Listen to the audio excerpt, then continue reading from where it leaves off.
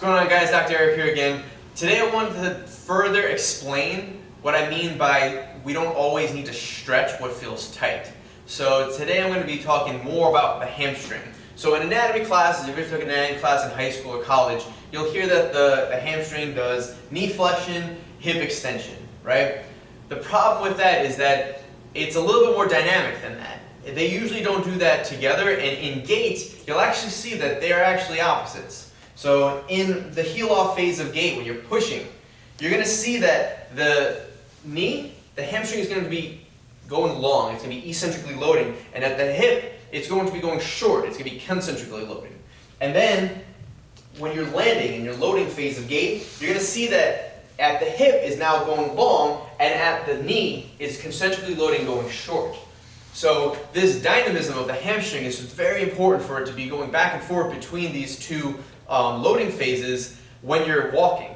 So what will end up happening is if the hamstrings are getting recruited for back stabilization, being that they attach to the erectors via the sacrotuberous ligament, they can also act as a secondary back stabilizer. And if they're stuck doing that more often, what will end up happening is you'll lose the dynamism. You'll have a harder time being able to eccentrically load or concentrically load in different phases of gait.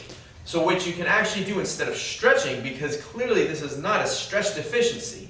It's not that you didn't stretch your hamstrings enough before you walked, they're just being recruited to help you stay up. So what you can do is start to have your hamstring go into an eccentric load while you're stabilizing your back. So you can do this one, which is a straight leg raise, while engaging your core. So you can take your hands through a band like this attached to the door, and you can just slightly push down. What this is going to do is start to engage your abs, and you're going to, nice and slow, lift up your leg with a deep breath out. So you're going to pull down, take a deep breath in, and then deep breath out with control as you lift up.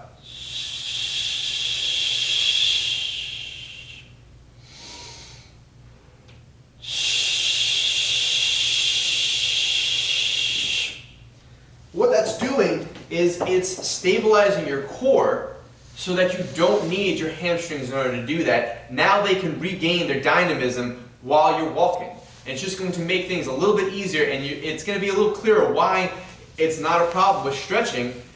It may be a problem with stability. So give this one a shot, see if that makes it a little bit better, see if you actually really don't need to be stretching your hamstrings. All right?